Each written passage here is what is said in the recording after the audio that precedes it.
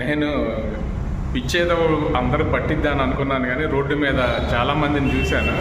పిచ్చి పట్టిన వాళ్ళని, బట్టలు లేకుండానే పిచ్చి పిచ్చిగా మాట్లాడుకుంటూ తిరిగే వాళ్ళని, డ్యాన్సులు వేసుకునే వాళ్ళని, డ్రైనేజ్ వాటర్ తాగే వాళ్ళని, ఇలాగ అనేకులు చూశాను. కానీ ఈ పిచ్చి ఏంట్రా బాబు, అసలు అర్థం కావట్లేదు. భయంకరంగా ఉంది ఈ పిచ్చి.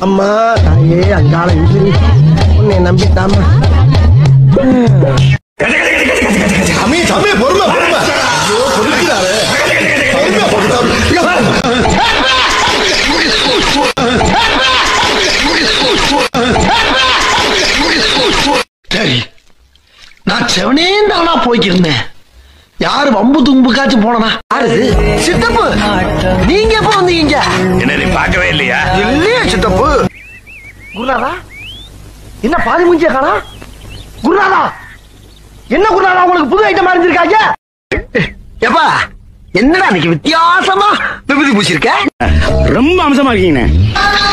இது வரைக்கும் வராத வரவெல்லாம் வந்திருக்க ஆத்தா. பிச்சை இருக்கிறது இந்த உசுறு. அவ்வளவுதான், நம்மள முடிச்சு விட்டீங்க போங்க. పిచ్చేదో అందరూ పట్టిద్దాని అనుకున్నాను, కానీ రోడ్డు మీద చాలామందిని చూశాను. పిచ్చి పట్టిన వాళ్ళని, బట్టలు లేకుండానే పిచ్చి పిచ్చిగా మాట్లాడుకుంటూ తిరిగే వాళ్ళని, డ్యాన్సులు వేసుకునే వాళ్ళని, డ్రైనేజ్ వాటర్ తాగే వాళ్ళని, ఇలాగ అనేకులు చూశాను. కానీ ఈ పిచ్చి ఏంట్రా బాబు, అసలు అర్థం కావట్లేదు. భయంకరంగా ఉంది ఈ పిచ్చి. పిచ్చి అనేక రకాలుగా ఉన్నాయి. డాక్టర్ దగ్గరికి వెళ్తే పిచ్చి పోయిద్ది, మెంటలు పోయిద్ది. అంతేగాని ఈ పిచ్చి ఏంటి మరీ భయంకరంగా దెయ్యాలు పట్టిన వాళ్ళకి లాగా ఉన్నారు. ఇది భక్తి కాదురా, భక్తి కాదు. దీన్ని భక్తి అనరు, పిచ్చి అంటారు, వేషం అంటారు, దుర్మార్గత.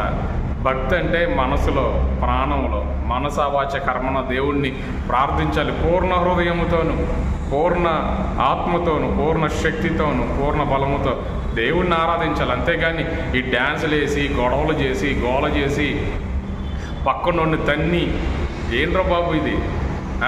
మారండి ఇంకనైనా. ఈ భక్తి పిచ్చిగా మారకూడదు.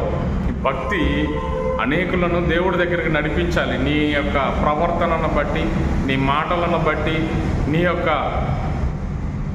మంచి కార్యాలను బట్టి దేవుని వద్దకు ప్రజలు నడిపించాలి. కానీ ఆ పక్కనోడిని మంటల్లో కాల్చేయడం అంటారు బాబోయ్.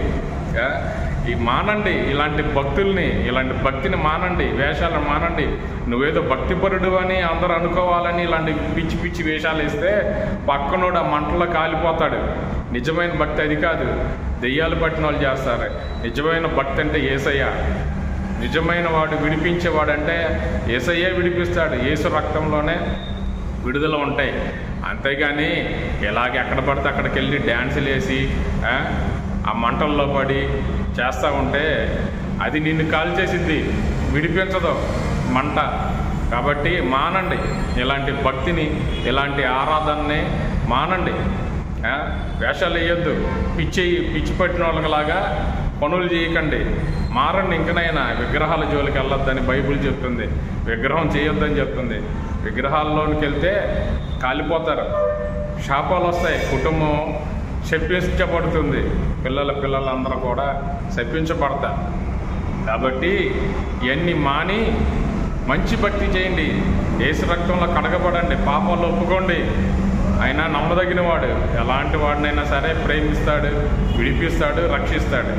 ఏంటో ఈ భక్తులు ఉదయాన్నే లెగిసి ఆ ఎర్రబట్టలు వేసుకొని తిరగటం ఏంటో, ఆ మంటల్లో డిగుడుగుడుగుడుగా అంటం ఏంటో, ఏంట్రా బాబోయ్. అసలు ఇది భయంగా. డాక్టర్లు కూడా బాగు చేయలేరు ఈ భక్తిని. జాగ్రత్త, వేషాలు వేయొద్దు నేను భక్తిపరుడినని. మానండి. ఇప్పటికైనా మాని మారు మనసు పొందండి. యేసయ్య మారు మనసు ఇస్తాడు, రక్షిస్తాడు. మీలాంటి వారందరి కొరకే యేసయ్య తన ప్రాణాన్ని పెట్టాడు. ఒకటి తక్కువ 40 కొరడా దెబ్బలు భరించాడు. ఆయన ఒక్కడే విడిపిస్తాడు. ఎన్నో సాక్ష్యాలు ఉన్నాయి. ఇటువంటి వారందరిని కూడా, నన్ను కూడా ఆయన అలాగే విడిపించాడు. నమ్మితే, విశ్వసిస్తే రక్షిస్తాడు. త్వరగా మారండి, మారు మనసు పొంది యేసయ్యను ఒప్పుకొని ఈ పిచ్చి పనుల నుండి విడుదల పొందండి. దేవుడు మీకు విడుదల ఇచ్చునుగాక. ఆమేన్.